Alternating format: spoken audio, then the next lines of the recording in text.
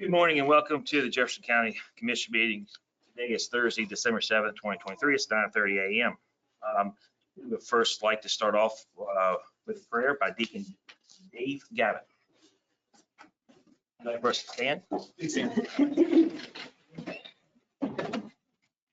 Just bow our heads in prayer. In the name of the Father, and the Son, and the Holy Spirit. Mine eyes look to the mountains. Where shall come my help? My help comes from the Lord who made the heavens and the earth. Lord, as we gather on this December 7th, we recall those brave men and women who gave their lives at Pearl Harbor in defense of our country. And Lord, we pray for those who gather here this day. First of all, for our commissioners. We pray in thanksgiving for their answering your call, Lord, to serve here in our community. We pray, Lord, that they will guide and lead and rule with justice and peace and truth. We pray for all those who gather to bring things before the commission this day. Lord, that they will do so recognizing that you are here with us. May we always treat each other with kindness and respect. Recognizing that you have made all of us, we turn to you. Our Father, who art in heaven, hallowed be thy name. Thy kingdom come, thy will be done, on earth as it is in heaven. Give us this day our daily bread, and forgive us our trespasses, as we forgive those who trespass against us. Lead us not into temptation, but deliver us from evil. Thine is the kingdom, power, and glory. Father, the Son, and the Holy Spirit. Thank you. If you could remain standing for the Pledge of Allegiance. To the flag of the United States of America, and to the republic for which it stands, one nation under God, indivisible, with liberty and justice for all.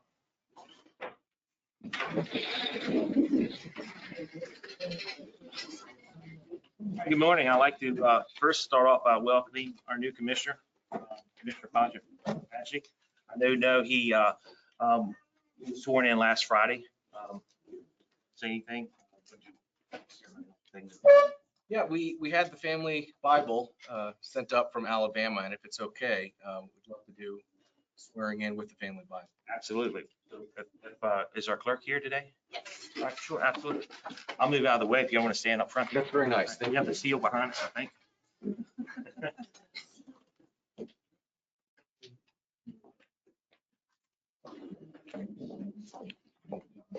You guys ready? Go be far. Come on, man.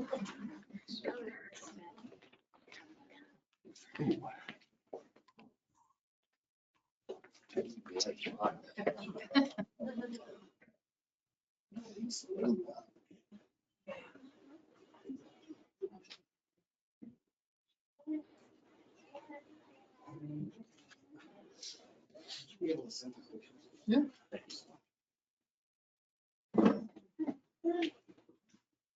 Do you want to introduce your family? Oh, that's a good idea. My son Maxwell, Montgomery, Madeline, and my wife Jamie. Boys, can you come over here and hold this? What we're gonna do. You stand on this side. You stand on this side. Very good, very good. And honey, you stand next to me. All right. Ready? Yes. Okay, raise your right hand, repeat after me. I state your name. I, Pasha Majdi, Do solemnly swear or affirm do solemnly swear or affirm that I will support the Constitution of the United States that I will support the Constitution of the United States, and the Constitution of the State of West Virginia. the Constitution of the State of West Virginia. I state your name. I, Pasha Majdi, Do solemnly swear or affirm solemnly swear or affirm that I will faithfully discharge and perform that I will faithfully discharge and perform the duties of County Commissioner the duties of County Commissioner, of the Charlestown District Charlestown District, to the best of my skill and judgment, to the best of my skill and judgment, according to law. according to law. So help me God. So help me God. Thank you.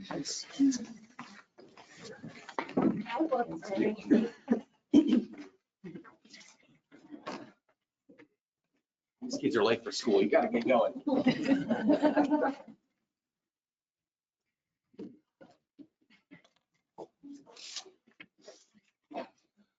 All right, first on the agenda is selection of commission vice president. I would like to nominate, this is only for the meeting for this year. I would like to nominate Mr. Jane Tab. I would like to nominate Commissioner Tricia Jackson. Any more nominations? Here none. If there are no objections, we'll close nominations. All in favor of Commissioner Tab as vice chair, signify by saying aye. All in favor of Commissioner Jackson for vice chair, please signify by saying aye. Aye.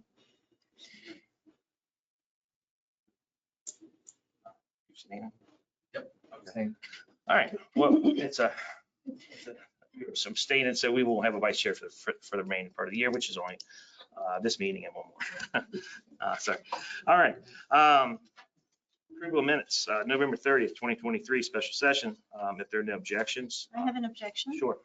I would like to make a motion to reconsider our November 30th resolution approving the West Virginia Department of Economic Development and Jefferson County Commission's agreement / contract extension number 2 for the Hilltop House Hotel, Tourism Development District, the TDD, project services for review and action on the construction bond, please. The purpose of this is to rescind the authority of the county engineer on this matter and have the Jefferson County Commission take action on the documents being submitted for the TDD permits. The unprecedented size, distance, and scope of the Hilltop House Hotel Tourism Development District, pardon me, that's a mouthful, compels us to provide adequate opportunity for the public to review and comment prior to commission consideration. So I make this motion in accordance with Robert's Rules of Order, Article 6, Section 37. I second the motion. I'm just raising a point of order. We're approving. Yes, and I am referring to the minutes from the previous one, which in the motion to reconsider. As it's too big of an issue in this county for one person, the county engineer, to go to our county administrator, who is non-existent at the moment, to make those decisions. That's something that we were elected to do, and that should come before the commission. So you're saying we need to rewrite the entire contract? What I'm saying is we need to reconsider that resolution. We need to take that authority away from our county engineer and put it back in the county commission hands. Anytime something like this is going to be coming ahead in our county, these people should be coming in front of us, not to the county engineer to then make these determinations and sign. I don't know who's supposed to sign right now if we don't have an administrator at the moment. These things should certainly come before the commission. If I may, I have the actual language, and Jennifer, you can correct me if I'm wrong in this. So change order 2 in all priority contract documents are attached. In the past, the county commission authorized the county administrator to sign the contract document on their behalf. I think that's the issue you're calling into question. Is that correct? Yes, ma'am. I think instead of it going to the county administrator, those documents she's requesting comes before the county commission And to consider. the community should have the right to read these things, understand what's happening in their county. It's a matter of transparency and not going around the county commission. This is something that is important and that should certainly be done. We should hear, everybody in the county should hear, and Mr. President, I'm objecting to this discussion. This is, the motion on the floor is to approve the minutes and the actions that we took at our last meeting. If you are not happy with that vote or that action, we need to put it on our agenda again, for reconsideration. that's not how Robert's rules work. I disagree. Well, I have my book here and I can show it That's to you wonderful. if you'd like. The motion to reconsider is allowable. It is, let's see. Not on the Something- agenda. So it is permissible within Robert's Rules of Order, and as far as I know, we follow Robert's Rules of Order in our meetings. Well, right now, we're approving the minutes. If you want And I'm not, if you want to This is a contract. Can't do it. Basically, this contract was a contract in place for 2 years, give or take. And it's just an extension of that contract. No, sir. So the motion to reconsider is allowable at the following meeting, in the same session of meetings. It does not have to be noticed. It is above, So we're not- other, so we're not going to be transparent anymore? this is all about transparency, Steve. This is all about transparency. I don't believe that something so important should be in the hands of one man. I think that that's something that should come in front of the county commission. So this is the appropriate time to bring this up, not make a agenda request, which would thus be ignored, as has happened several times in the past recently. This is something that is very appropriate to bring up at this point in this meeting. So I make the motion to reconsider that. If I can say again, I will. But the motion is on. I'll call for all in favor of Commissioner Krause's motion. Signify by saying aye. Aye. Opposed? Aye. Oh, Abstention? I abstain. I wasn't at the meeting. All right, motion fails. Yeah. All right, approval, if there are no objections, more the November 30th, 2023 special session, they are approved.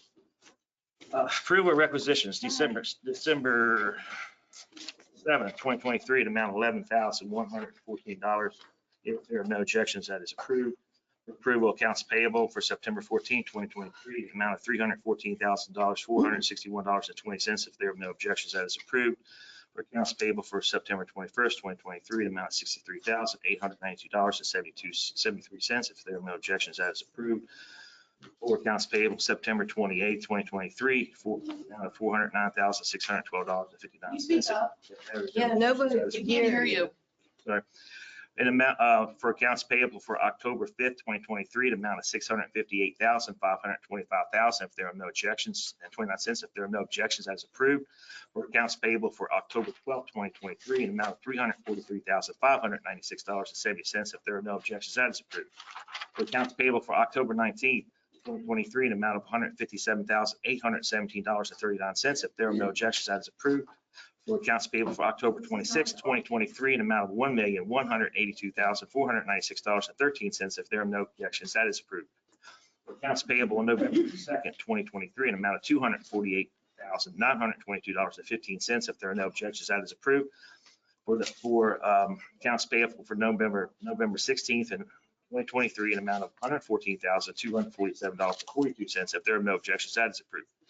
For accounts payable for November 30th, 2023, an amount of $214,417.63. If there are no objections, that is approved. For accounts payable for December 7th, 2023, an amount of $390,842.55. If there are no objections, that is approved. For approval of checks, there's a bunch of them. For September 15th, 2023, an amount of $376,129.68. If there are no objections, that is approved. For September 22nd, 2023, an amount of $116,295.73. If there are no objections, that is approved. For manual checks for September 29th, 2023, an amount of $181,850.42. If there are no objections, that is approved. For October 2023, October 6th, 2023, amount of $177,839.03. If there are no objections, that is approved. For October 13th, 2023, $28,730.02. If there are no objections, that is approved. For manual checks on October 20th, 2023, an amount of $149,412.58. If there are no objections, that is approved. For manual checks on October 27th or 2023, amount of $58,660.75. If there are no objections, that is approved. For manual checks on November 3rd, 2023, an amount of $2,540,961.00. If there are no objections, that is approved. An amount of on November 17th, 2023, an amount of $154,203.03. If there are no objections, that is approved. For December 1st, 2023, an amount of $190. If there are no objections, that is approved. For December 8th, 2023, an amount of $30,623.52. If there are no objections, that is approved. You need a microphone. I agree. I have heard Uh, that. So for September 15th, 2023, an amount of $323,527.08. If there are no objections, that is approved.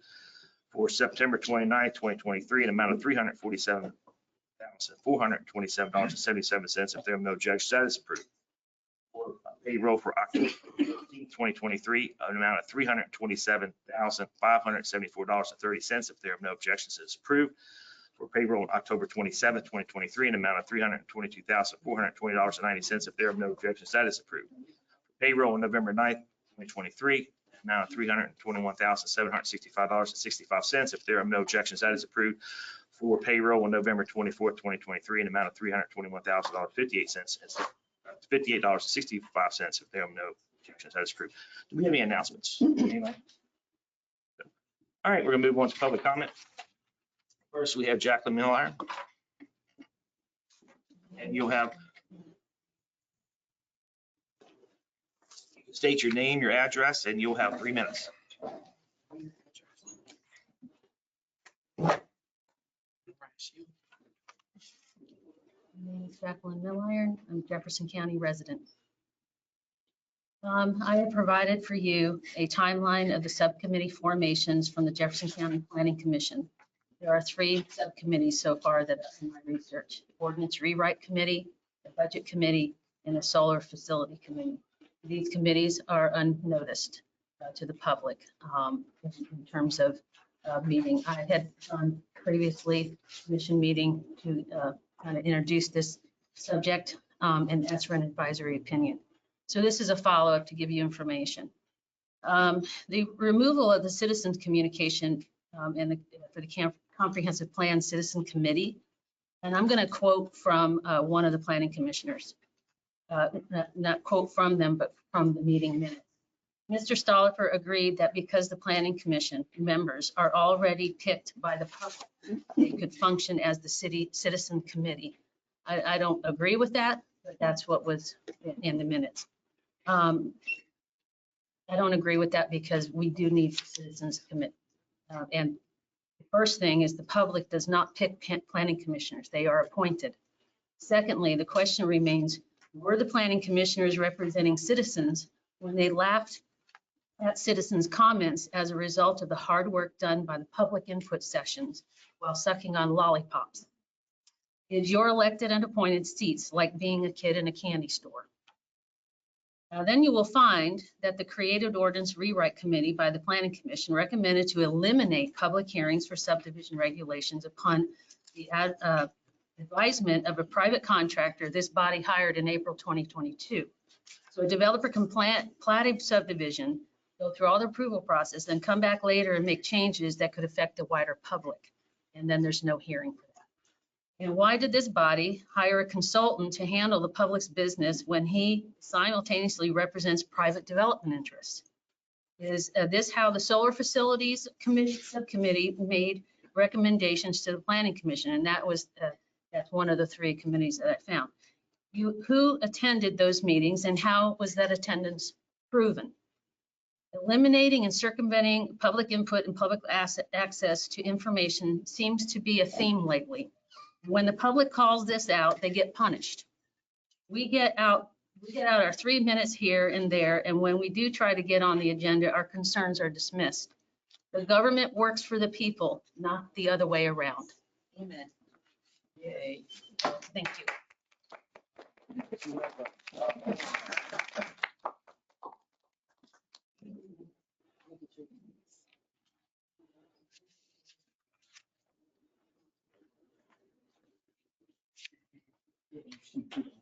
Good morning, sir. Oh, thank you. I'm Anderson. I'm also a resident of Jefferson County and West Virginia taxpayer. I'll address 2 items. I would point out that Exhibit 3, I'm not going to speak to, but it's want to make sure you all got its email from Mr. Rockwell, which is of some importance. On November 30th, prior to the meeting ordered by the court, one of the three candidates for county commissioner withdrew her name, and you have that in Exhibit 1.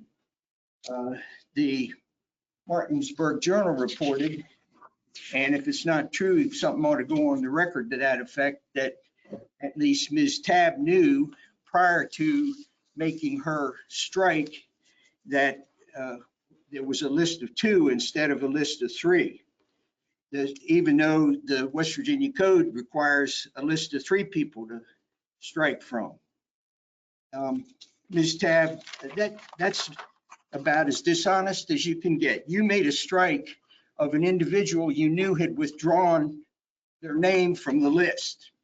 And my opinion is that any action that relies upon the vote of the 5th commissioner to pass is subject to challenge. And I, for one, will challenge when necessary.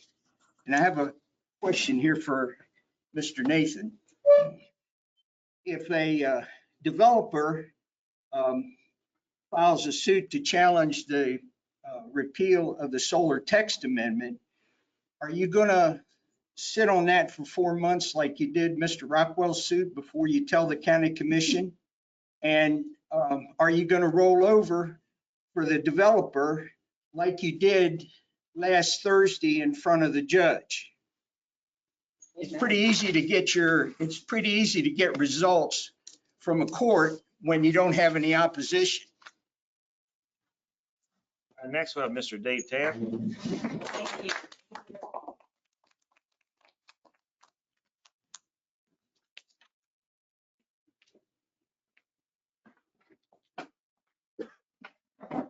David Tabb, lifelong resident, 107 Tabb Lane.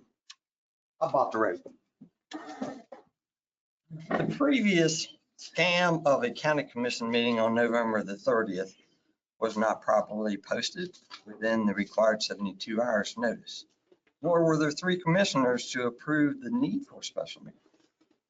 The meeting scene was also flawed by allowing an agenda item to be presented before the minutes were presented.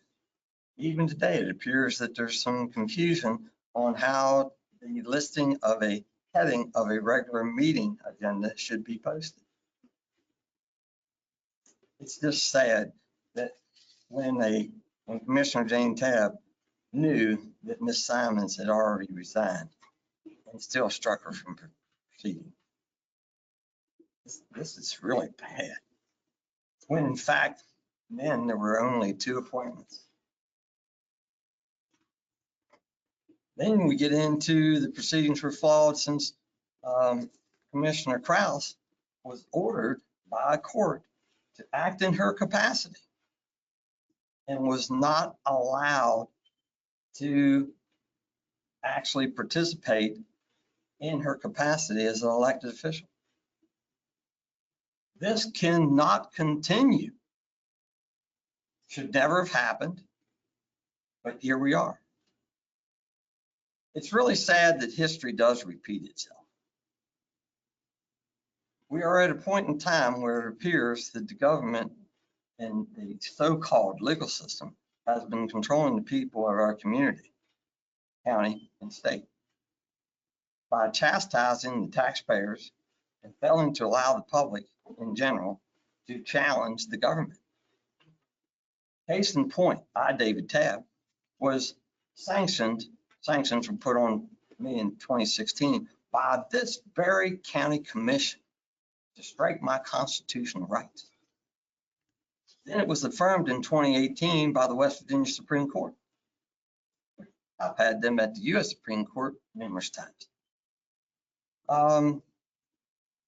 To kind of paraphrase some of this stuff, yesterday I was invited to come to the circuit court that I've been banned from. And we're going to have a jury trial. And I'll be asking for at least 2 or 3 weeks to present that. There's going to be a bunch of people, including past and present county commissioners. and judges and governors and a whole bunch of other people. And I'm going to actually enjoy myself. This has been a hard fight. I do not give up. My family's been in here. And another thing, real quick, So your time's up. that seal is wrong. West Virginia was not here in 1801. That was Virginia. How do I know that? Because my family had already been here for over 200 years. Y'all have a nice day and good to see you participating, sir. So, do we have anybody online?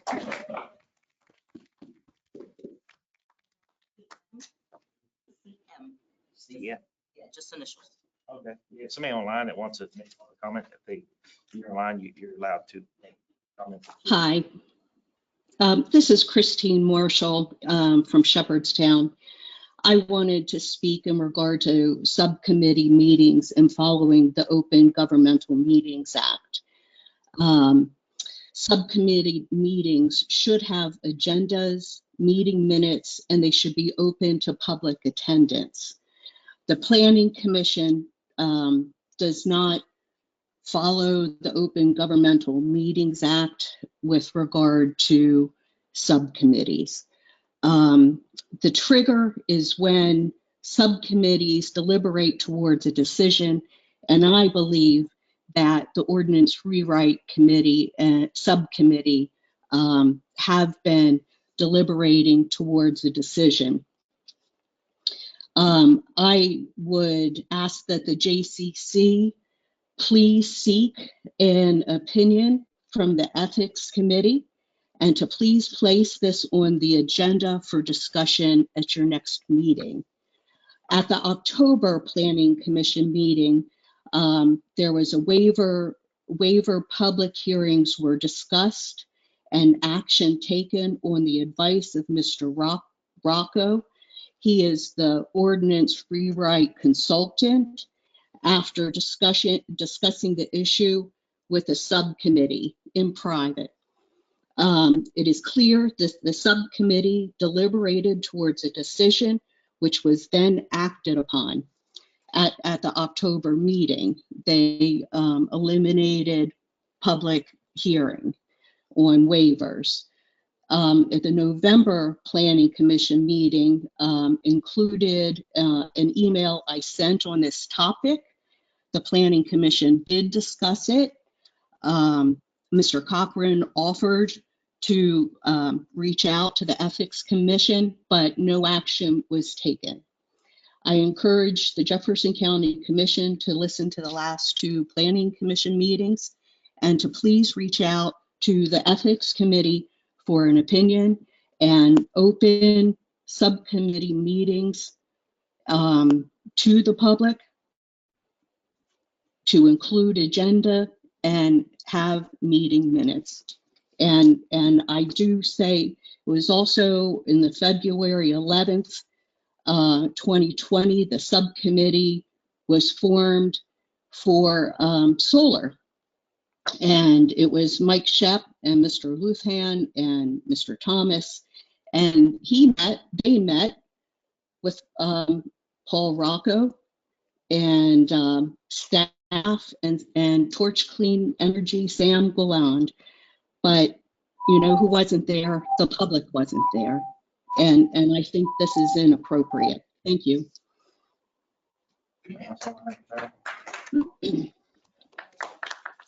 We don't have anybody else online. We'll move to agenda item number 2, Angie Banks. Is she online?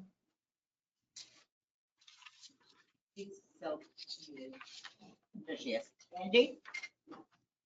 Good morning. Good morning. I have 5 exonerations. The first one is in our 2023 personal property book in the town of Bolivar. The taxpayer was double assessed for the 95 Jeep, assessed at $399, GMC assessed at $1,100, and the 2015 Ford, which was assessed at $14,310. Total assessment is $15,710. Tax amount $407.27, and the taxpayer is Pinnacle Enterprises LLC. ticket number 300340. Move to approve ticket number 3003. Any discussion? All in favor, say aye. Aye. Motion carries unanimously. This one is in our 2023 personal property book, Middle Way District. The taxpayer should not have reported the 2004 Toyota Highlander, assessed value $2,160. Tax amount $50.46. Taxpayer is Charles Copeland, ticket number 312732. Move to approve ticket number 312732. Any discussion? All in favor, say aye. Aye. Motion carries unanimously. This one is in our 2023 personal property book. Taxpayer should not have reported the 2006 Toyota Tundra, assessed value $3,060. Tax amount $71.48. Taxpayer is David Hancock, ticket number 311768. I move to approve ticket number 311768. Second. Any discussion? All in favor, say aye. I Okay. have a quick question. Sure. Sorry. Angie, I'm sorry, I missed. What district was that from? Middle Way District. I'm sorry, maybe I didn't say it. Middle Way District. Thank you so much. You're welcome. All in favor, say aye. Aye. Opposed? Motion carries unanimously. Thank you. This one is in our 2023 personal property book, Harpers Ferry District. Taxpayer did not own the 2008 Toyota, and they had a bill made up for the vehicle they did own. Assessed value $3,720. Tax amount $86.90. The taxpayer's first name is REMIGIJUS, and the last name is JAKSTYS. Ticket number 307554.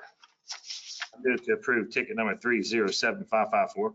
Any discussion? All in favor, say aye. Aye. Anybody opposed? Motion carries unanimously. Thank you. This is the last one. It's in our 2023 personal property book, Shepherdstown District. Taxpayer had a military exemption for the 2010 Honda Civic. Assessed value $3,345. Tax amount $78.26. The taxpayer is Adam and Jessica Yost. Ticket number 317053. Move to approve ticket number 317053. Any discussion? All in favor, say aye. Aye. Any opposed? Motion carries unanimously. Thank you. Thank you. Do we have to vote on your certificate of compliance? Yes. That is for you to acknowledge that I did complete all the farm census for 2023. And so I was compensated for that. And I did all of my duties, my additional duties that I needed to do in order to receive my other compensation. And we need a motion to acknowledge that, ma'am. So moved. I think that's how you did it in the past. You just really acknowledged that I did do my duties. I move that we acknowledge the assessor's certificate of compliance and the completion of her additional duties. Been moved and seconded. Any discussion? All in favor, say aye. Aye. Anybody opposed? Motion carries unanimously. Thank you. Thank you. Moving on to agenda item number 3, Sheriff Hanson. Good morning, Commissioners.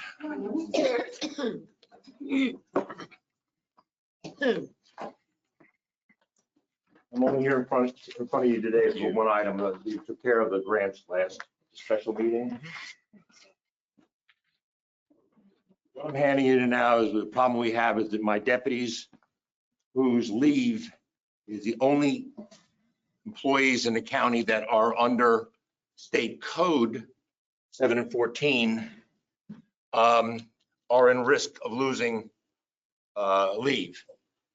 I'm asking the county for the deputies to increase the amount of leave they can keep from 240 to 300. In West Virginia State Code 714 says that the deputies can have 30 days leave. It doesn't delineate how many, those 8-hour, 12-hour, or 10-hour leave days. My deputies right now work 10-hour days, ergo 300 hours. If you look at everyone that's in the yellow or gold, those are people who are over 300, over 240 hours right now. If you increase it to 300, that'll only leave 2 deputies that are over the 300.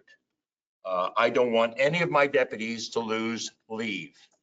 What I'm also going to ask you is the 2 deputies that are that well over 300, that I have the money in my budget. It's not a bonus that I pay them those hours over the 300 so that we can get everybody back on the same sheet of music. And I have that within my budget right now to pay them. Not a bonus. I know bonuses against the law. All I'm doing is pay them for their leave that they have over 300 hours. Question. So they previously at the 300 hours, right? And then it was. Yes, reduced. yes. And then when you instituted the 240, when that commission, I wasn't here then, when that commission instituted that, they didn't take in effect that the deputies' leave is written by state code. They're only employees of the county that are under state code as far as their leave goes. The deputies for the first 5 years, day and a quarter, second 5 years, day and a half, third 5 years, day and 3/4. After the next 5 years are 2 days a year. So you're talking about 2 days a month, which means you're talking about some of the deputies are earning 24 days leave a year. It's not fair to them that their leave is in jeopardy. And this was, again, you're not the commission that was there then, wasn't thought out when they did this. I'm asking you to increase for the sworn deputies, that you increase it to 300, and you allow me to pay the deputies, that one deputy is going to lose 74 hours of leave. I'm not going to let that happen. So, another question, would Yes, that ma'am. be effective immediately or? It needs to be effective immediately because they would lose, unlike other county employees, my deputies' leave is calendar year. So we have 24 days and then they lose their leave. And so the payout for these 2 deputies that are over that, at risk of losing those hours, would be a one-time request. One-time request. And again, I have the money in my budget to do it. I'm not asking for extra money. I'm just going to take it out of my budget and pay. And as long as you approve it, I'm going to pay them the 40 hours for one and 74 hours for the other. I would have some questions for legal. Can we bump it to 300 and sort of policy for taking out? Because there is litigation on this issue, provide you with advice. I will instantly go into executive session because it may. I can't hear you, sir. I'd say because there is pending litigation on this issue, if I provide them with legal advice, I request that we go into executive session so that because nothing that I say impacts any potential litigation issue. Is that on the payout or on all of it? Like the rate increasing? It's on the issue, the entirety of the issues that he did. It was 300 hours when your prior county commission dropped it down to 240 for all county employees. They didn't take into consideration that the deputies' leave is by state code, and the deputies' leave says 30 days. It doesn't say 38-hour days. It doesn't say 30 12-hour days. The state code says 30 days. No, fair enough. I agree with you. I would like to have some questions answered by our attorney. If he requests us to go into executive session to receive those, I think we should. It'll be a short executive session. And if you want to defer that to the end, I mean, that's fine, but I don't know about the issue. Yeah, we can defer it at the end and if you want to, or we continue with our agenda. What do you prefer, Sheriff? Well, this is the only item I'm here for. Could you tell me the code again? 7 and 14. Yes, I want to able to accommodate this request, but I want to make sure we're doing it legally and not giving us causing another issue. And I'm not going to say anything about the lawsuit. I'm not party to that. These are that's the Deputy Sheriff's Association themselves and not me. But I will acquiesce to you as which you prefer to do. I just know that this was something that has damaged the deputies since your predecessors did this. Well, we could go into a quick executive session. Hence the word quick. Tom, can I ask you a question? Yes, ma'am. Do you have any idea why they reduced it? That was something the former finance director wanted to do. I don't know. I wasn't here. You make the motion to go. Oh, no, I'll move to executive session to receive legal advice for the agenda item under deputy lead, agenda item number 3. Friendly amendment, I'll second the motion. friendly amendment to limit it to 10 minutes. Yes. Can we do that? You can do whatever you want. All right, yeah. Of course we can. Depends on if you want Very good. All right. accurate legal advice or complete legal advice.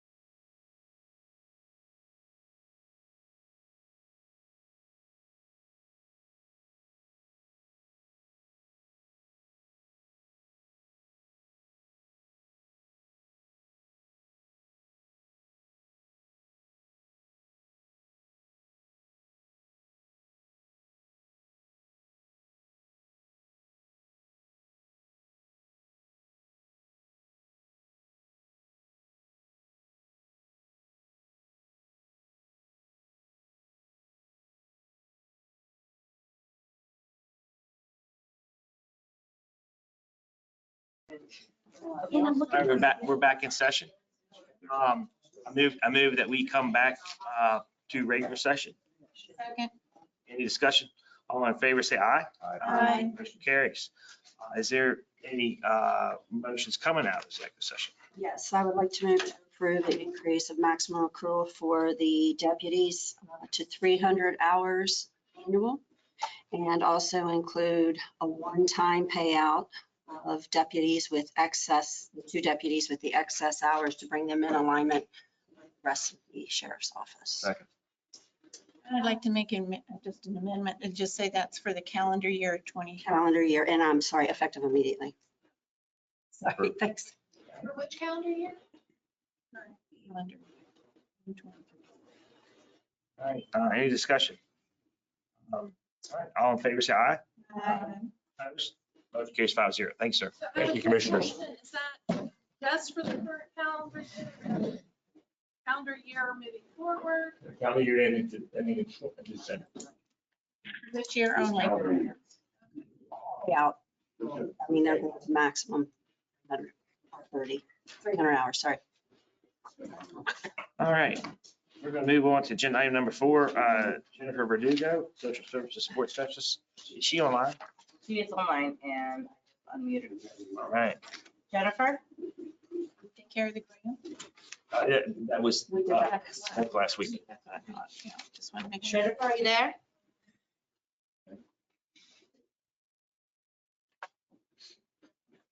Thank you again, commissioners. Thank you. She's self-muted, so I don't know if we can come Can you back. hear, There we go. can you, There you go. Okay. you can hear me, yes? Yes, ma'am, we can hear you fine. Okay, great. This is Jennifer Verdugo, Social Services Liaison for Jefferson County. I'm just here during the session to ask for permission to apply for the Youth Homelessness System Improvement Grant through the Department of Housing and Urban Development. This particular grant, which has an award amount of $2 million, would allow us to improve and or create a system for addressing youth homelessness in Jefferson County.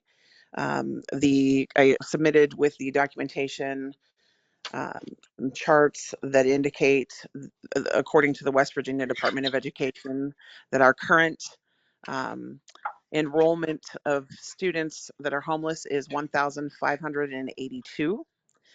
And if you were able to look at the chart, you can see that that number is significantly higher, almost double the county that is closest to us, which is Berkeley County with 828 homeless students enrolled. And Morgan County has 130 students that are homeless enrolled in their school system. So this grant is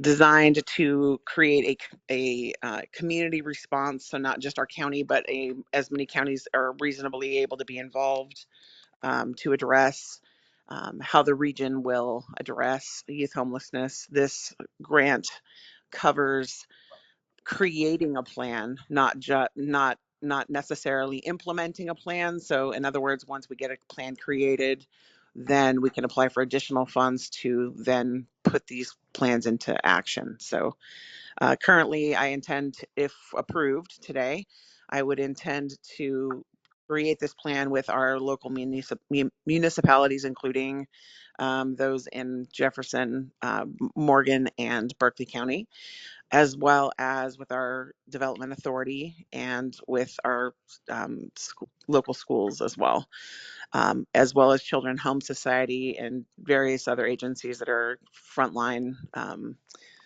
workers for addressing youth homelessness. So. Any questions for Jennifer? Jennifer, this is, I'm just, our number's pretty high. How are the youth determined? What's the determination to say they're homeless? So they don't indicate how so this is just the West Virginia Department of Education stats, but I'm assuming that they ask them I know that in our school district, when I enroll my students every year at the beginning of the year, you fill out a form that indicates whether you're homeless or not. And so I'm assuming that it's data from those information sheets that get turned in. I have been told, I'm sorry, Jennifer, this is Jennifer. Yeah. I have been told that some measures of homelessness are defined as a student living in a home with one parent, but with a step parent in that home, that is considered homeless for these purposes. Is that true? So I'm not aware of that designation, but um, I know the national or the federal definition of homelessness includes anyone living in a mobile home, which, I don't think any of us would consider technically homeless. But um, the number of students is alarming, regardless of our ability to remove some of them. It's still much higher than anywhere else, and even counties like Kanawha County have a very minimal amount of homeless students per population. Ours is very high for our population. So it's a concern. I'm Yeah, sorry. I don't mean to be difficult, but as far as I know, Jefferson is the wealthiest county in the state. How would we that's correct. Yeah. possibly be having such a high level? I just think that these numbers are inflated. Um, This is so. I mean, certainly, we'll, as part of the process, we will go into the of applying for the grant. We'll go into the details of how that number was established, and take a closer look at what the actual population that we would consider officially homeless. But according to the chart that I provided, 86% of those individuals are doubled up, so they're living with family members or family friends, couch surfing, or going from friend to friend. Um, certainly we're going to look into what these numbers represent fully for the county and try to get better numbers. It's very difficult to get actual numbers for homelessness just because people don't report it. So you can imagine that the families that went ahead and indicated on their forms that they were experiencing homelessness, for every family that did, there's a few that are not reporting that, thinking that it's temporary and that they'll get it straightened out and that they don't actually need to let the school district know about it. So even though I would say that the number itself is made of families or of students that could be discounted as not being technically homeless, I think that because of the tendency to underreport, we're still looking at a significant problem. I see on here, when I look at this, I guess SY is school year Correct. 2015, 2023. Jefferson County in 2017 reported 817 homeless. 18 was 1,386 homeless. That's over 500 students in one school year having been reported as homeless. I just don't, and then the next year is up to 1,411. I just have a hard time buying these numbers. It's a sad thing to have to even talk about, but Correct. And I then don't know if I really buy these numbers.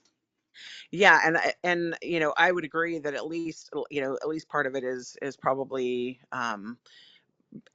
by the federal definition being added in, and we wouldn't consider that technically homeless, but just by the fact that our numbers are so significantly higher than other counties in general.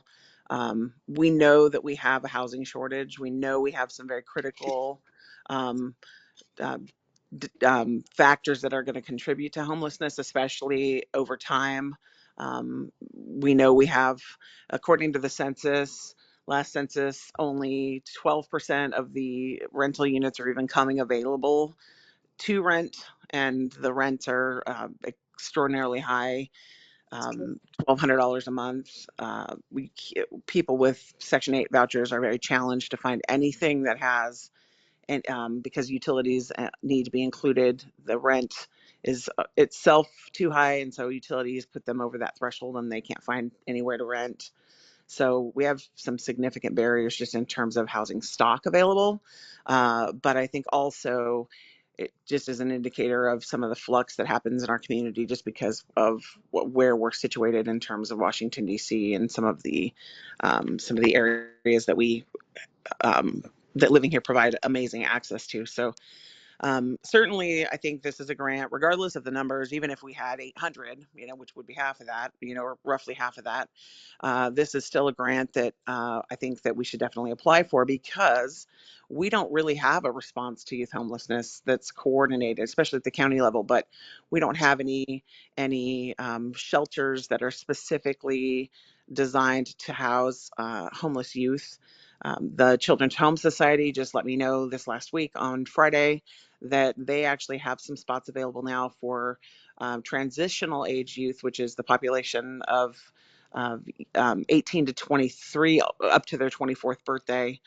So this is, adults who are, especially those exiting the foster care system that don't have arrangements, don't have a place to go. So they actually have some spots now. So I'll be working with them as well to, coordinate those things. But certainly this is money that we could put to good use developing some strategies for Jefferson County and the Panhandle to address youth homelessness specifically, especially since none of the counties have any county funded social service agencies or shelters. So this is something that we could definitely put to good use by funding, providing funding for agencies that are providing services that could add these to their list of services and making sure that we're coordinating that at the county level.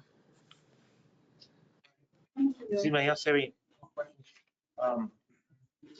Hearing none, I'd like to move a motion to approve to apply for the youth homelessness system improvement grant. Any discussion? All in favor, say aye. Aye. Opposed, motion carries unanimously. Thank you. Thank you, Jennifer. Thank you, guys. All right, next we have agenda number 5, Luke, the planner. All right, good morning, commissioners. Good to be here again. This is again for our quarterly report on the comprehensive plan update. My name is Luke Siegfried. For those of you who haven't met me in the past, I've got a few things just to cover what we've been doing with the comprehensive plan updates. We've had 3 public input, basically meetings or avenues over the last few months. We had the second public input meeting, the agricultural input meeting, and then we just closed the Envision Jefferson survey, which was focused on a few fine points that the Planning Commission wanted to have some questions on, say related to amenities in the county as well as several other points. Our 2 input meetings focused on our goals and objectives, which Planning Commission has prepared. These are publicly available on our website. They are also part of your agenda packets. I've got some copies if you wanted to take a closer look at them for various quality things. These are what we're currently writing and drafting the plan around. So all the text that we're going to be writing into the future are going to be based around these goals and objectives. So if you have any questions on them, I'm happy to answer them now because this is a really important touch point for you to understand what the comprehensive plan will look like and why 12 months from now, because, or hopefully sooner than that, but we are now heading into the part where the text is being drafted, and then we're going to go through the public hearing process a few months down the line, about 6 months down the line, hopefully, as those start up. Before that, we have what is essentially going to be our 3rd public input meeting, is mapping Jefferson County's future. This is focusing very literally on the maps of Jefferson County so we can focus on specific trouble spots. So what we're hoping to do at this meeting is we'll look up our highway problem areas map. This was part of our transportation summit, the transportation summit that was held by the county. Infrastructure, that's a water and sewer map. That's very important for, say, our development.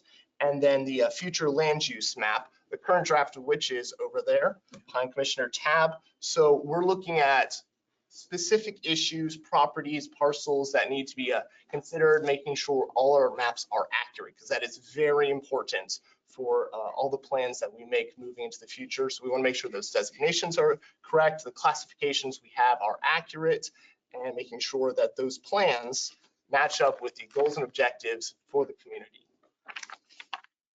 Those are the main things I wanted to focus on. I did want to mention for this session, it's going to be on January 23rd from 7 to 9 p.m. at Jefferson High School.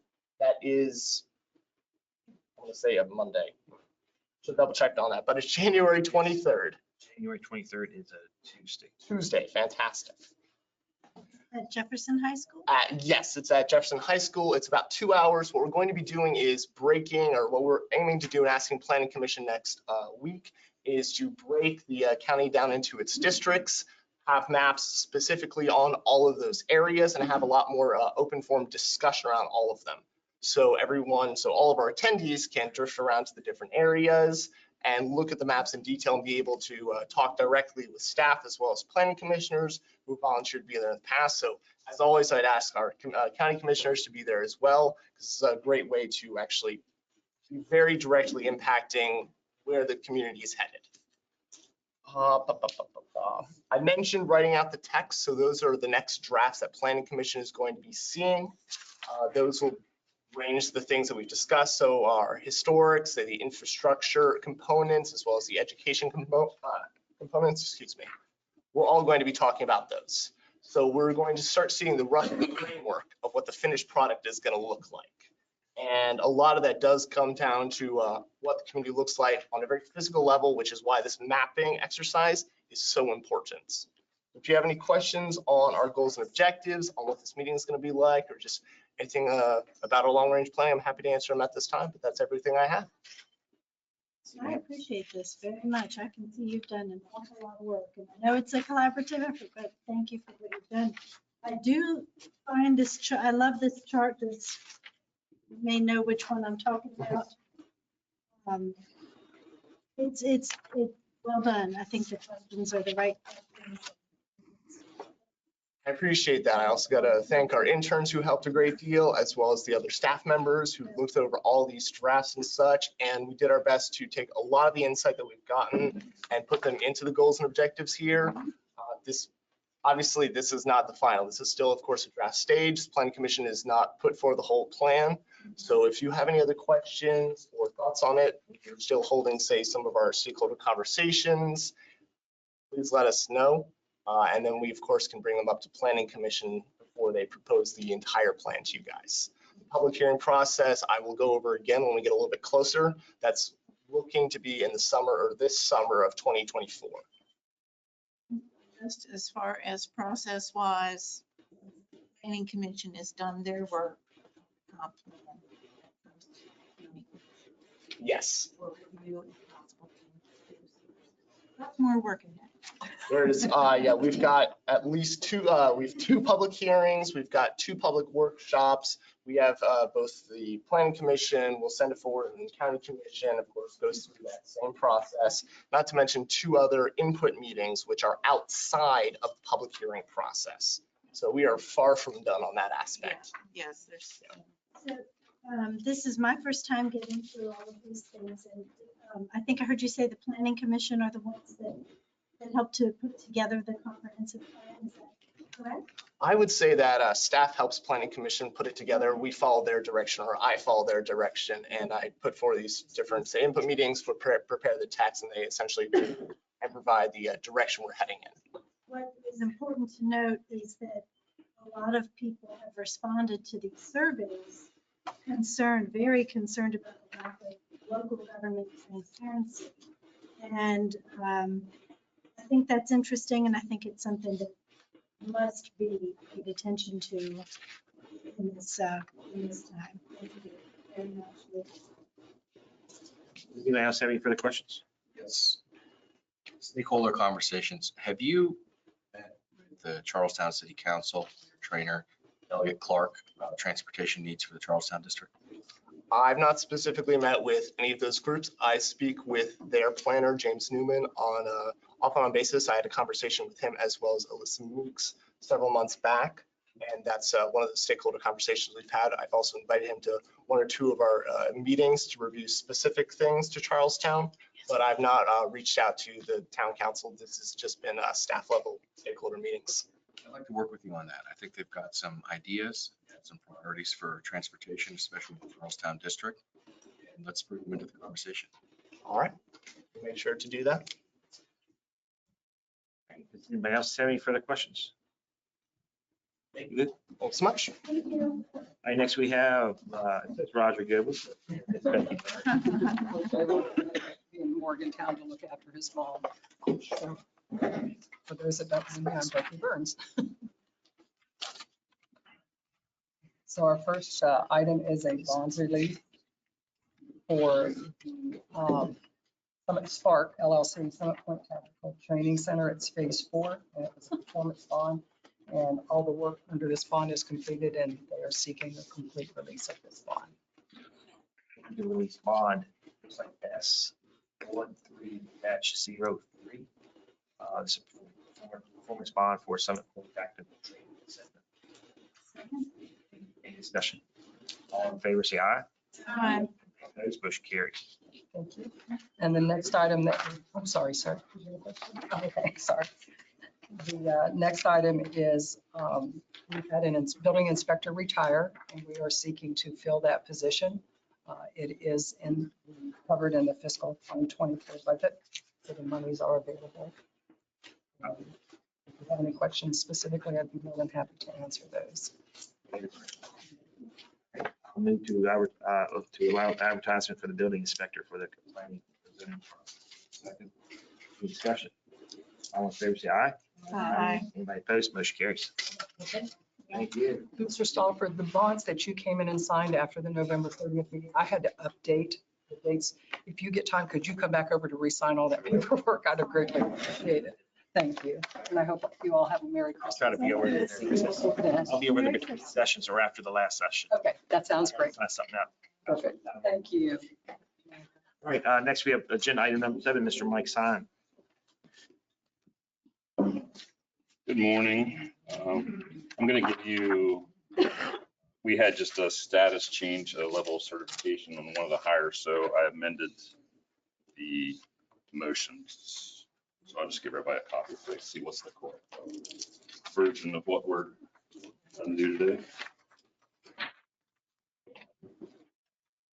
Thank you.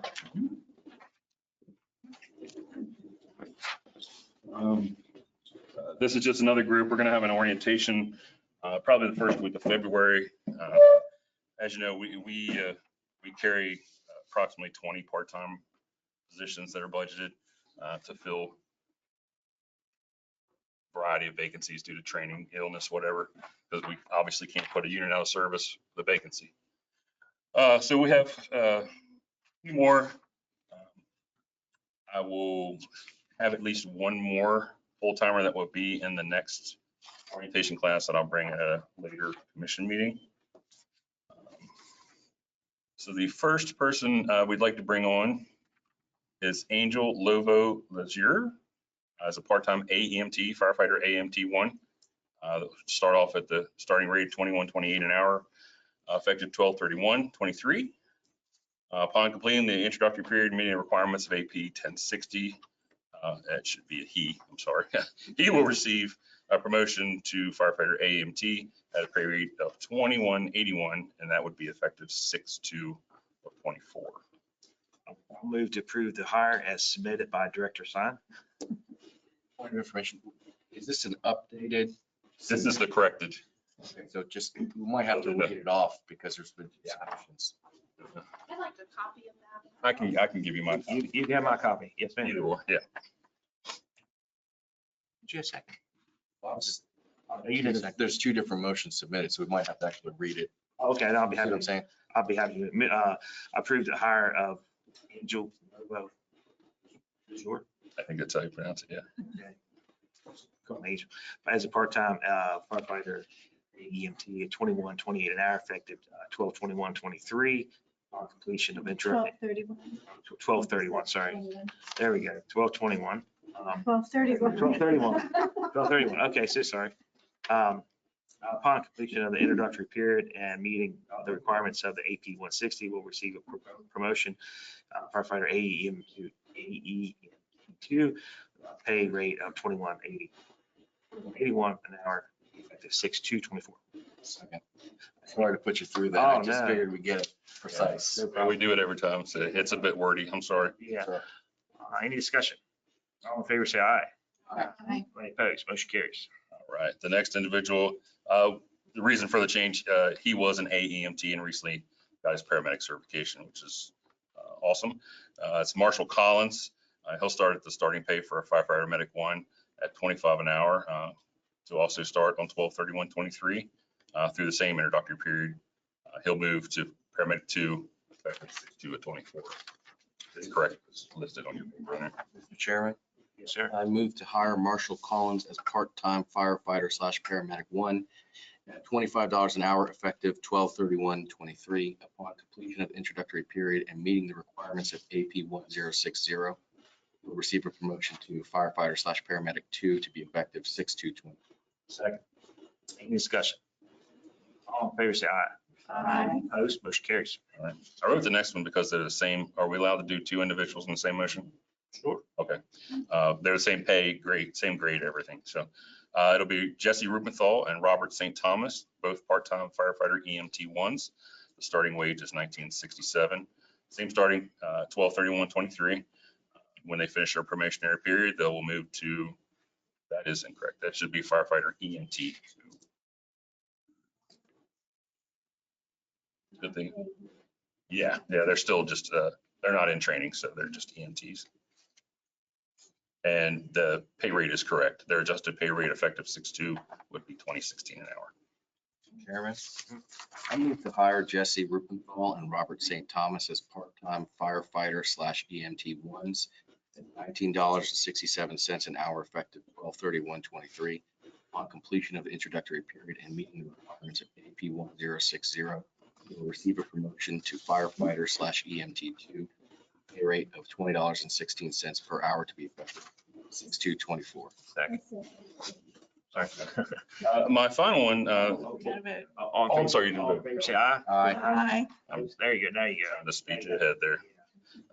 The final one, Miss Eddie, Pam Eddie, she is a temp who's worked for us for some time in the EMS, the ambulance fee collection. When we lost our full-time, we lost Emma, she has continued on through the temp agency full-time to do this. We'd like to bring her on as a permanent employee under the agency as an administrative assistant. Her position will be funded out of the ambulance fee like it has been. Starting, so Pam Eddy as a full-time administrative assistant, $19 an hour, starting wage effective 12/17/23.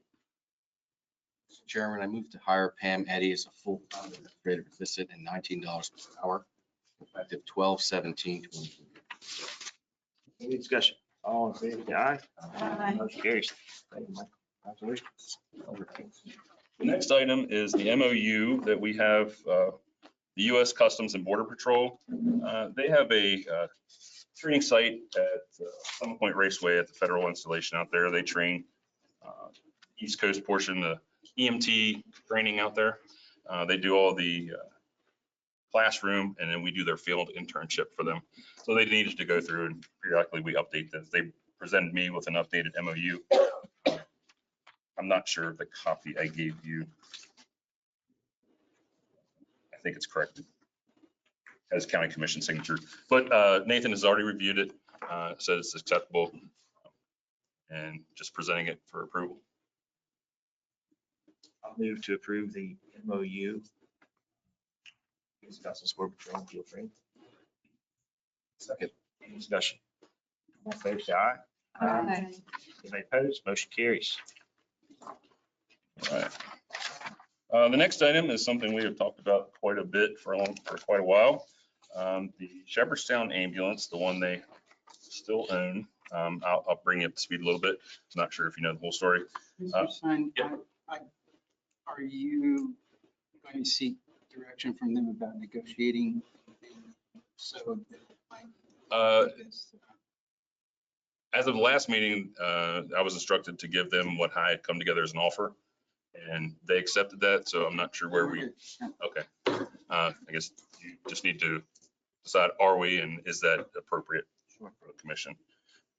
So through the EMS transition, the county purchased many of the volunteer units, ambulances throughout the county. A couple of companies, there were some units they did not purchase or companies did not want to sell. Many of the remaining units that were volunteer owned were sold, disposed of, used for something other purpose. Shepherdstown at the time did not want to sell their secondary unit. They are very community, as all the volunteer departments, but they're even so much more community oriented. They do standbys at the Shepherd football games for Shepherd University. They have many fairs and festivals and community events that they take their unit out and do fire prevention, ambulance tours, and standby events. So they wanted to maintain that unit. And through the process of the transition, we as a county decided that the only units that would respond on 911 calls within the county that would be dispatched would be county owned in our system.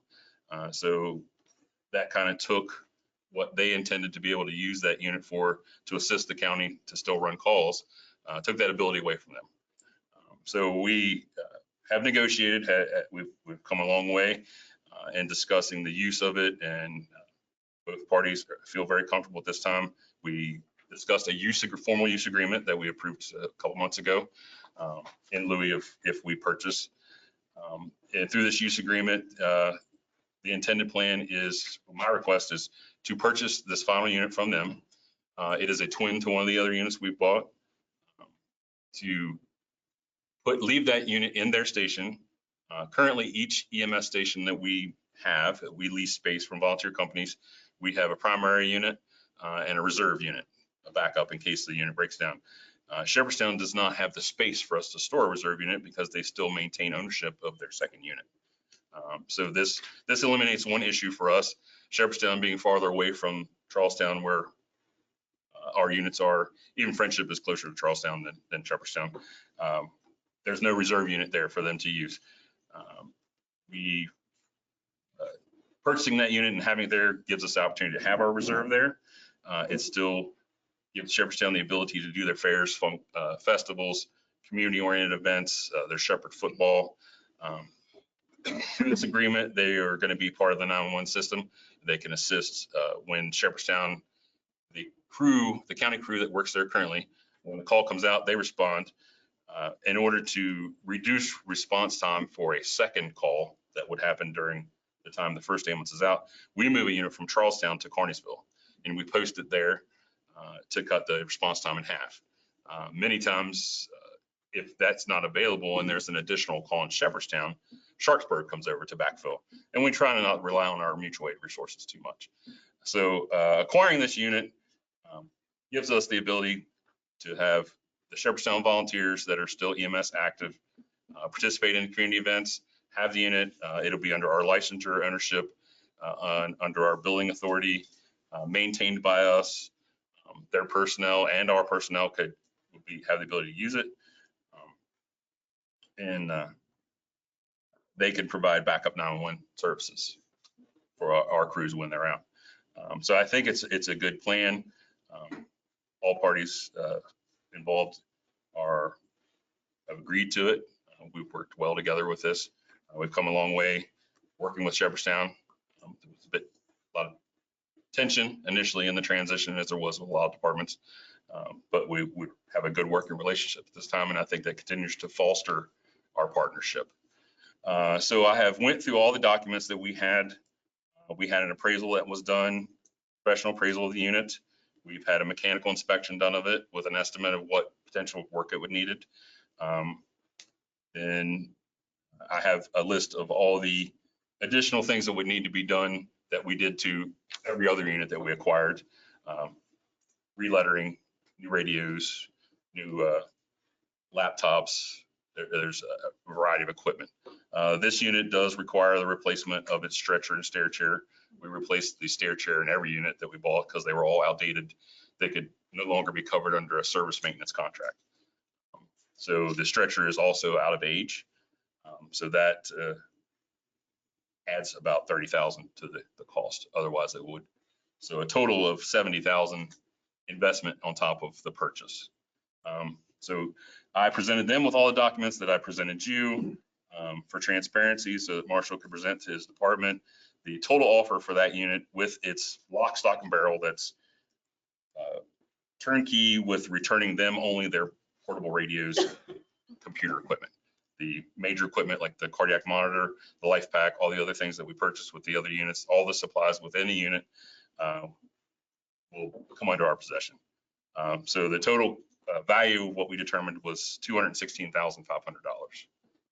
Like I said, there's going to be an additional $70,000 investment due to the stretcher and all the other associated equipment that we had to do with all the other equipment.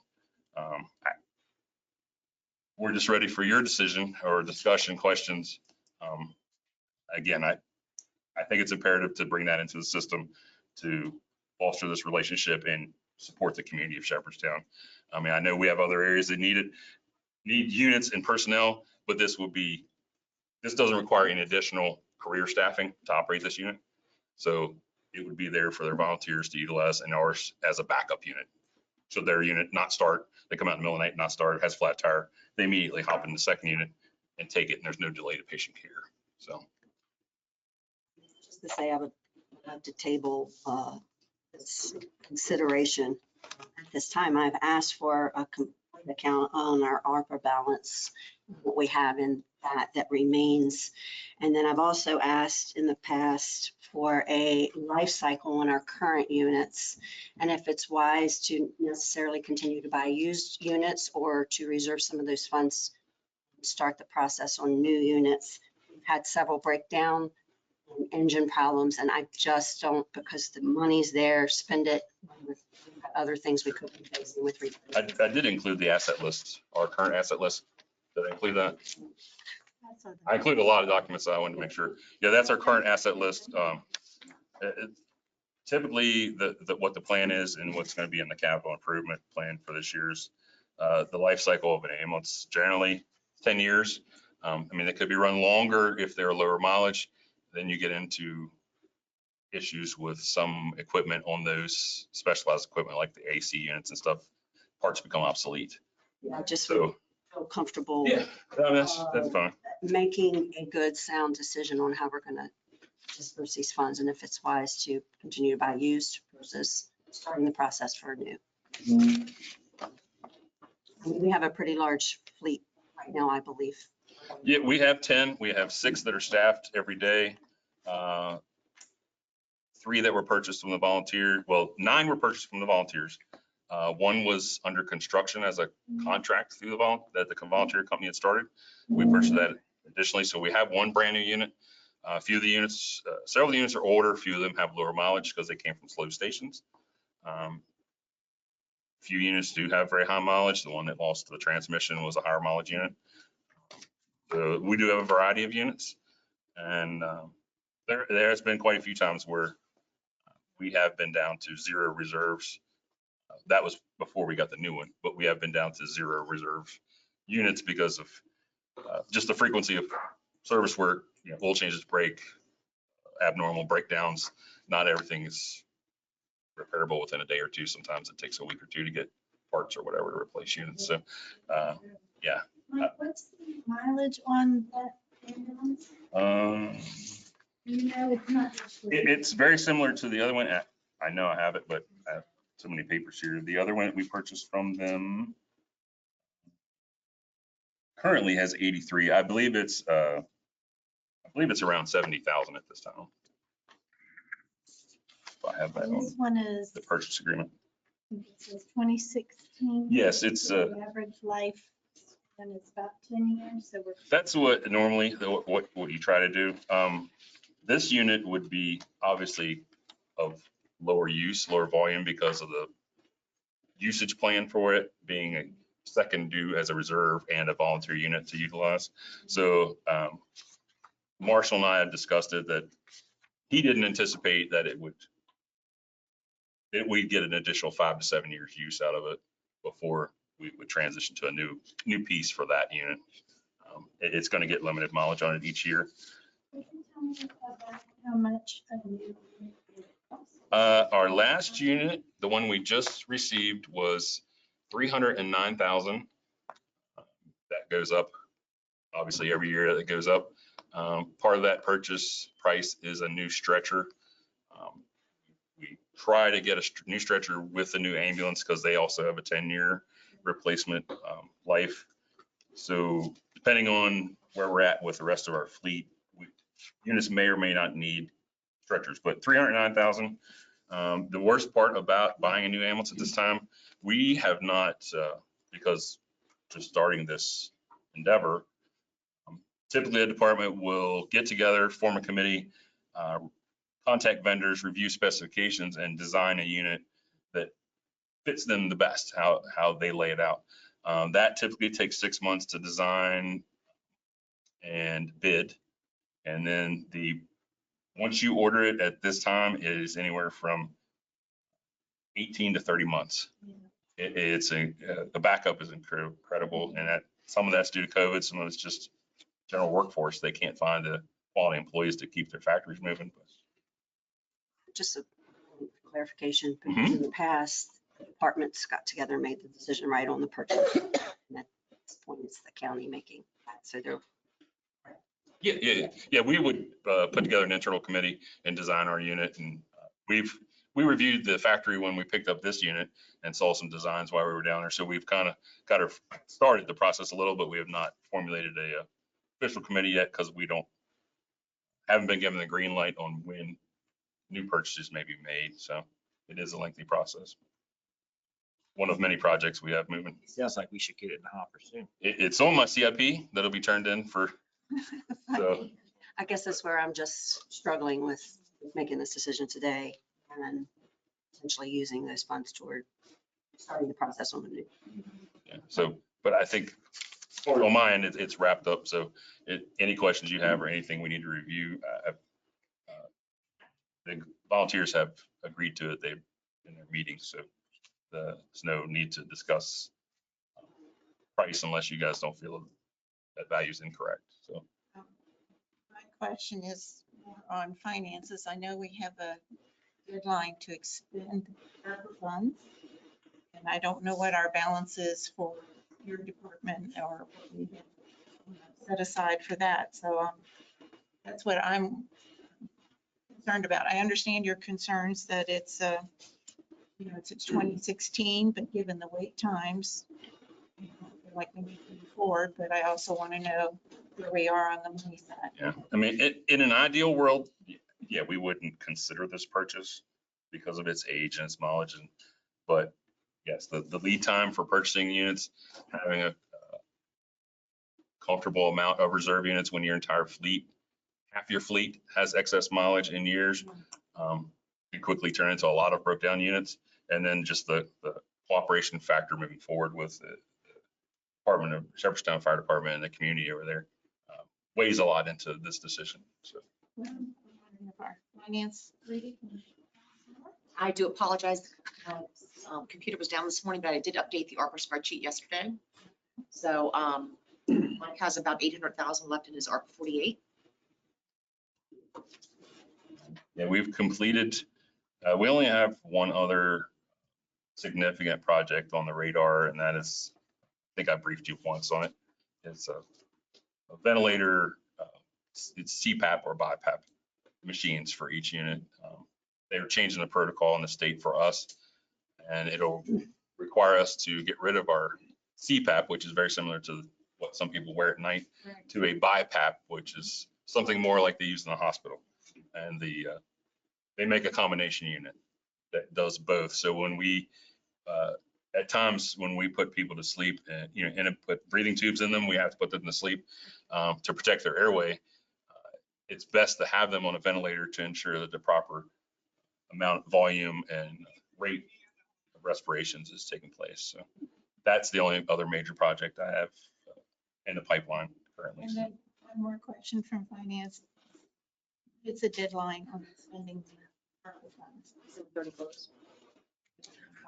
They need to be spent. Be committed by the December 31st and spent by 2026.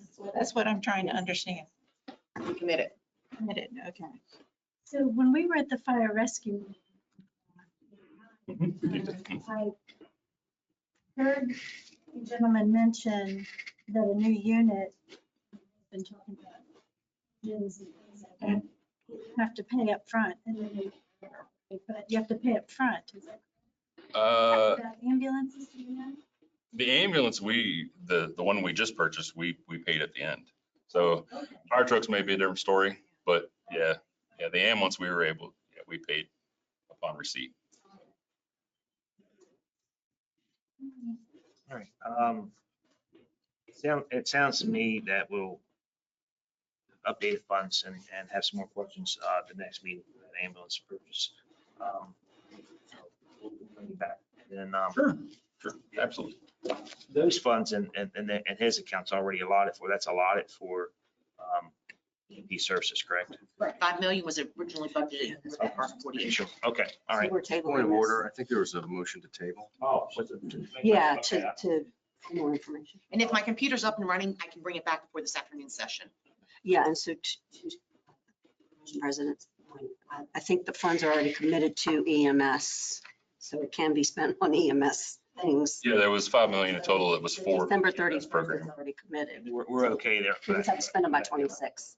Okay. All right, so we have a motion to table this till next meeting. Do we have a second? Second. Okay, all in favor, say aye. Aye. Opposed, motion carries. Okay, so you'd like that on the next agenda? Follow up? Okay. The only thing I had on here last was the Department of Health, the salary enhancement grant. And unless anyone at the county office has received anything, we still have not received any guidance on that. So I believe they got the invoice out so that the state could disperse the funding, but we've still not received any guidance on how it's to be spent. So that's the only reason I had it on there. Seems to be the norm. Yeah, yes, very much so. Yep, I think there's one other item I noticed that toward the end, similar fashion. Yeah, you need to create a fund for those funds, but there's also a county fire protection fund that was created that we've not received much direction on either yet. So that's all I have today. Thank you. Can you give a copy of this to Jackie in the back? Shake. Yes, sir. Commissioner Stoliper, I have nothing on my list that I'm going to address. We already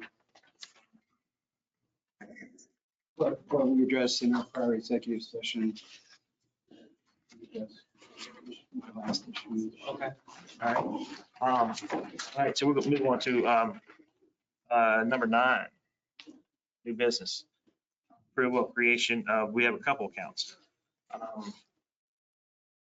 want to give a brief overview of these accounts that we have to open up.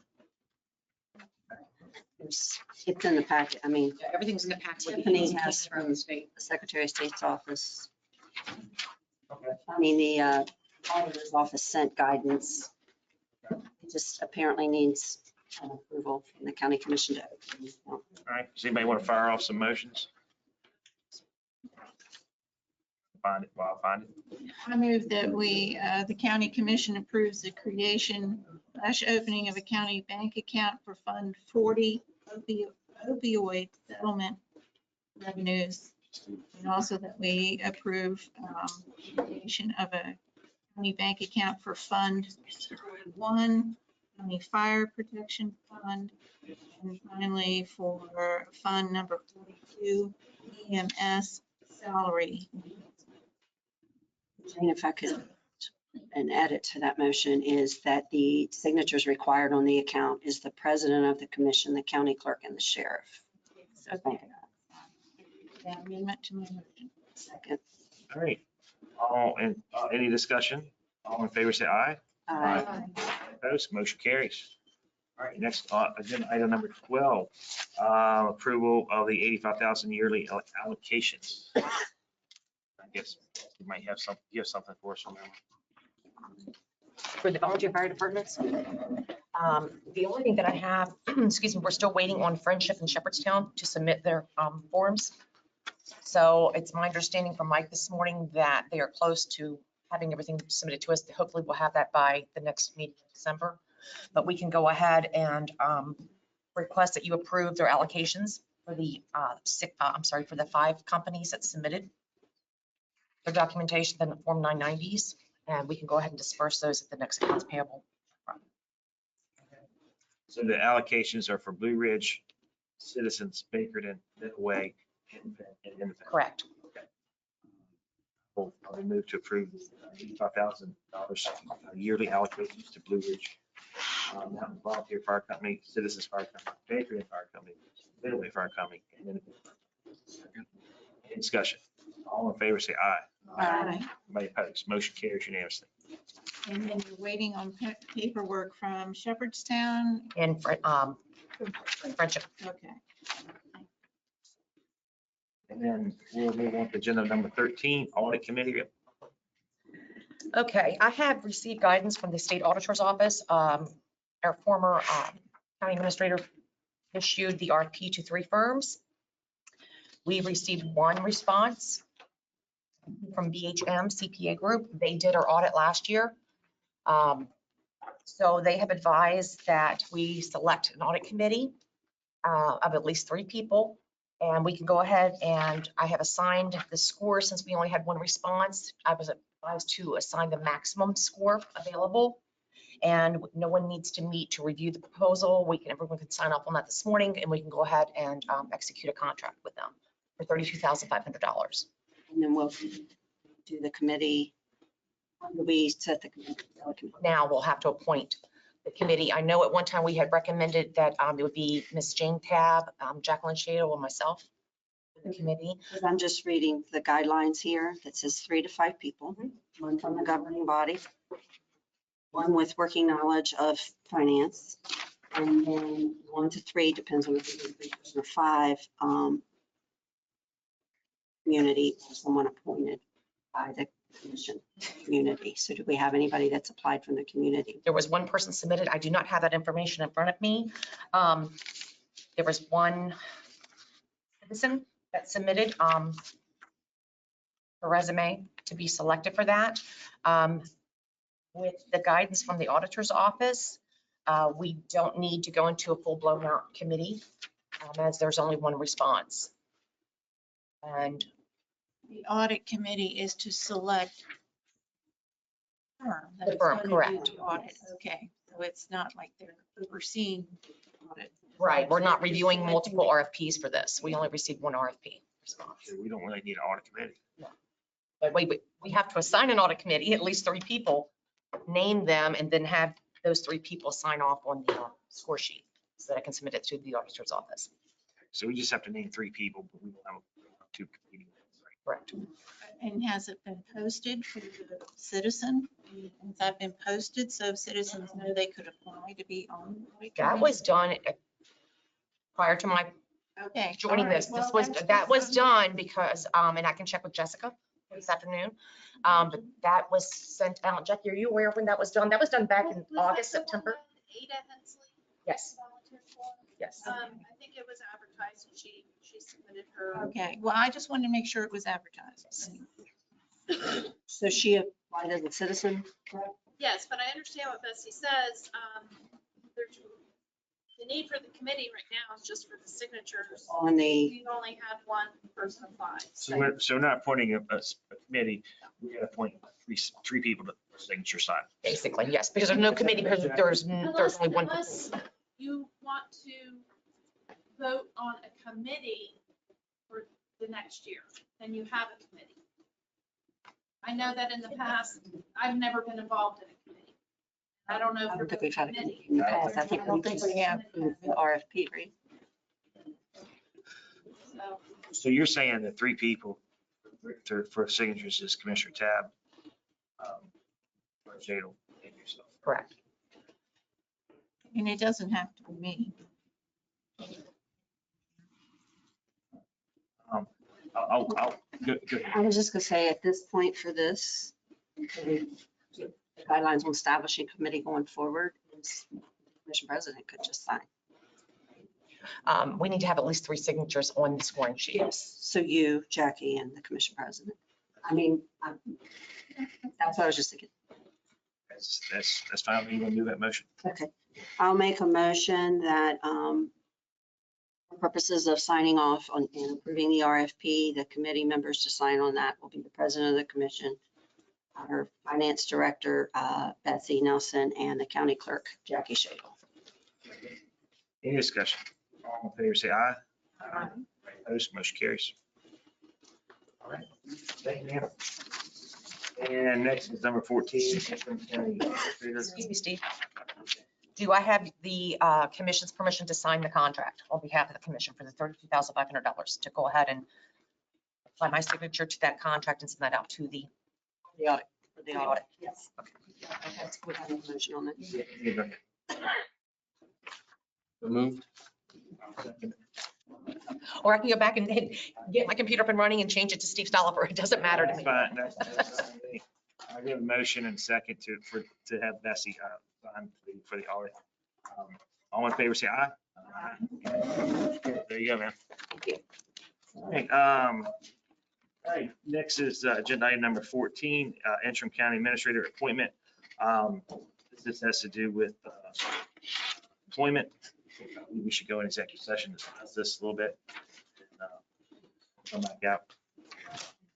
So I will move to go in executive session to discuss interim county administrator appointment. Any discussion? All in favor, say aye. Aye. Opposed? Okay. Administration.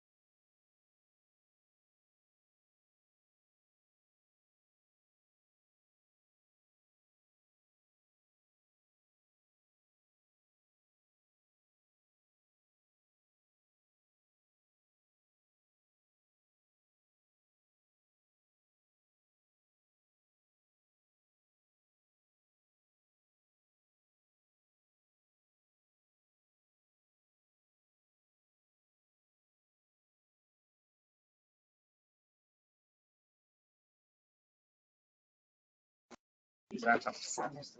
All right, we're back. Yes, sir. I move that we come out of executive session. Second. All in favor, say aye. Motion carries unanimously. We don't have anything further business to take up in the morning session. We have several matters this evening. We're going to revisit agenda item number, which one were we on here? We're going to revisit agenda number item 14 this afternoon. We're going to recess now until 1:30. Thank you.